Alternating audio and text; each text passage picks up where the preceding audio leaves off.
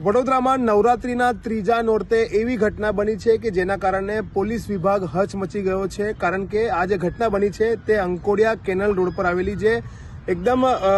સુમસામ જગ્યા છે ત્યાં રાતના સમયે ઘટના બની હતી ત્રીજા નોરતે 1 વાગ્યાની આસપાસ, કે જ્યાં તમે આ જે રોડ જે જોઈ રહ્યા છો તે રોડ પર બે જે યુવક યુવતી બેઠા હતા અને તે દરમિયાન એકાએક 3 જેટલા બુકાનીધારો લૂંટારુઓ આવ્યા અને લૂંટારુઓએ બંને યુવક યુવતીને ચાકુની અણીએ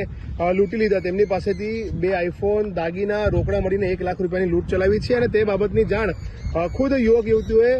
જે તે સમયે પોલીસ કંટ્રોલને કરી હતી અને પોલીસની તમામ ટીમો અહીંયા તપાસ માટે આવી હતી. મહત્વની બાબત છે કે આટલી ગંભીર ઘટના બની હોવા છતાં પણ યુવક યુવતી દ્વારા હજુ સુધી પોલીસ ફરિયાદ આપવામાં નથી આવી, ત્યારે પોલીસ દ્વારા સ્ટેશન ડાયરીમાં નોંધ કરીને વધુ તપાસ હાથ ધરવામાં આવી છે. પરંતુ સવાલ એ થઈ રહ્યો છે કે જે રીતના ગત વર્ષે પણ નોરતા સમયે ભાયલીમાં લૂંટના ઈરાદે જે સગીરા સાથે ગેંગરેપની ઘટના બની હતી, ત્યારબાદ કહેવામાં આવ્યું હતું કે જે પણ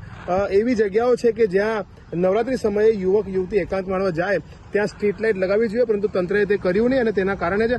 તમે જે આ રોડ જે જોઈ રહ્યા છો તે અંકોડિયા કેનાલનો રોડ છે કે જે અંકોડિયા ગામ સુધી તરફ જવાય છે અને આ એક અવાવરું જગ્યા છે કે જ્યાં યુવક અને યુવતી બંને આવ્યા હતા અને તે દરમિયાન જ તેમને લૂંટી લેવામાં આવ્યા છે. રોડ રસ્તા પર લાગેલા સીસીટીવી ફૂટેજીસ છે તે તપાસવામાં આવી રહ્યા છે. હ્યુમન અને ટેકનિકલ સોર્સિસના આધારે પોલીસ તપાસ કરી રહી છે, પરંતુ સવાલ એ જ થઈ રહ્યો છે કે યુવક યુવતીઓ કેમ આવી રીતના અવાવરું જગ્યા પર એકાંત માણવા માટે આવતા હોય છે. ત્યારે ચોક્કસથી હવે જોવું રહ્યું કે ફરિયાદ તો હજુ પોલીસને મળી નથી, પરંતુ શું ફરિયાદ મળ્યા વગર પોલીસ